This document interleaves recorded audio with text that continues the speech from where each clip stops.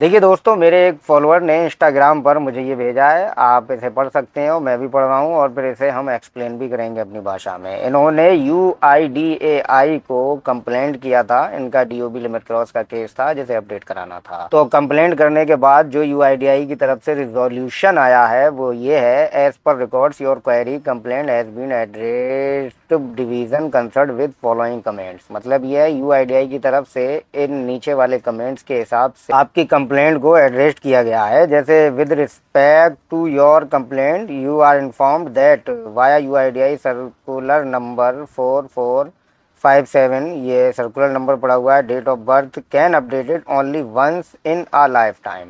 इसमें कहने का मतलब यही है UIDAI का कि आपको सूचित किया जाता है कि UIDAI का जो सर्कुलर नंबर है जिसमें उन्होंने बताया है कि डेट ऑफ बर्थ आप लाइफ टाइम एक ही बार, मतलब पूरी लाइफ में, पूरे जीवन में सिर्फ एक ही बार आप अपनी डेट ऑफ बर्थ को अपडेट करा सकते हैं, उसके बाद क्रॉस लिमिट हो जाएगी। ठीक है, the residence has already updated his her date of birth.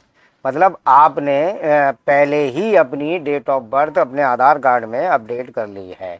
Hence, it is requested to visit any Aadhaar center and update the DOB again by submitting affidavit along with birth certificate in a SIL PDF file of not more than 300 KB. Affidavit for date of birth updation form is available on our website। इसमें UIDAI का कहना यही है कि अगर आप दूसरी बार अपनी डेट ऑफ बर्थ को अपडेट कराना चाह रहे हैं तो फिर आप किसी भी नज़दीकी आधार सेवा केंद्र पर जाइए, वहाँ एफिडेविट के साथ अपनी DOB अपडेट कराइए, एफिडेविट के साथ बर्थ सर्टिफिकेट भी लगाइए।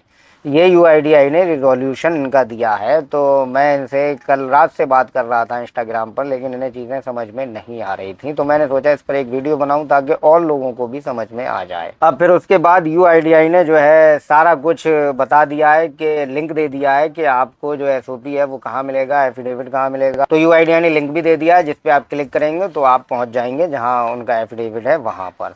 तो अब आपको प्रोसेसिंग आगे बढ़ाने के लिए DOB जब अपडेट कराएंगे उसके बाद आपको UIDAI को भेजना पड़ेगा, अपनी URN स्लिप भेजनी पड़ेगी, अपना एफिडेविट और बर्थ सर्टिफिकेट भेजना पड़ेगा।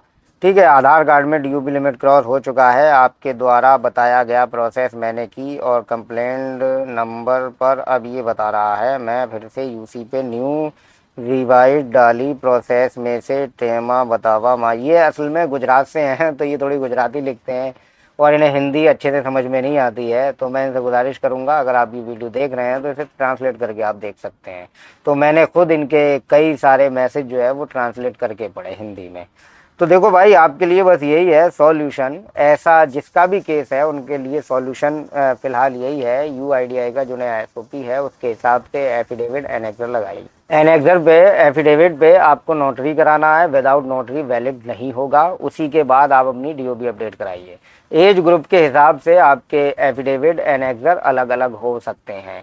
तो आपका जो एज ग्रुप होगा वो आप मुझे मैसेज कर सकते हैं, इंस्टाग्राम पर DM कर सकते हैं, तो मैं आपको बता सकता हूं कि आपका कौन सा एफिडेविट लगेगा, या फिर आप 1947 पे कॉल करके पूछ सकते हैं। तो इसमें इतनी ज़्यादा परेशान होने वाली बात नहीं है। UIDAI ने आपको जो रिप्लाई किया है उसमें यही बताया है कि आप जीवन भर में सिर्फ एक ही बार अपनी DOB अपडेट कर सकते हैं। फिर भी अगर किसी कारणवश आप जो है, अगर आपकी डेट ऑफ बर्थ दोबारा भी अपडेट कराई और गलत हो गई तो फिर आपको अपडेट कराना है, तो उसके लिए आपको एफिडेविट एनेक्सर लगेगा बर्थ सर्टिफिकेट के साथ। याद रहे, सेकंड टाइम हम अपनी DOB जब अपडेट कराएंगे तो हमारे पास बर्थ सर्टिफिकेट ही होना मोस्ट इम्पोर्टेंट है, या फिर जो प्रीवियस में हमने डॉक्यूमेंट दिया है, फॉर एग्जांपल पासपोर्ट से हमने अपनी DOB अपडेट कराई थी जब लिमिट क्रॉस हुई थी, या 10th की मार्कशीट से, तो अगर उसका करेक्टेड वर्जन होगा तो उससे भी आपका लिमिट क्रॉस सही हो जाएगा। करेक्टेड वर्जन मतलब आप समझने की कोशिश कीजिएगा, फॉर एग्जांपल आपकी डेट ऑफ बर्थ थी 1/1/1997 और अब आपको करानी है 5/2/2001, तो आपको मार्कशीट में पहले सही करवानी होगी। ठीक है, मार्कशीट या पासपोर्ट में जब आपकी सही हो जाएगी तब वो आपका पुराना डॉक्यूमेंट जो है वो वैलिड होगा UIDAI की नज़र में, वरना आपको बर्थ सर्टिफिकेट ही लगाना पड़ेगा, क्योंकि डेट ऑफ बर्थ का सबसे पुख्ता सबूत जो है वो जन्म प्रमाण पत्र ही है। तो मुझे उम्मीद है कि इस वीडियो के जरिए लोगों को कुछ ना कुछ नया सीखने को मिला होगा, आपको हेल्प भी मिली होगी इस वीडियो से। तो जल्दी से वीडियो को लाइक कीजिएगा, शेयर भी कीजिएगा, और अगर आपका भी कोई सवाल है तो कमेंट कीजिए, चाहे तो इंस्टाग्राम पर आप DM कर सकते हैं, लिंक मैं इंस्टाग्राम प्रोफाइल का दे देता हूँ डिस्क्रिप्शन में। तो अगले वीडियो में मिलेंगे, तब तक के लिए अपना ख्याल रखिए।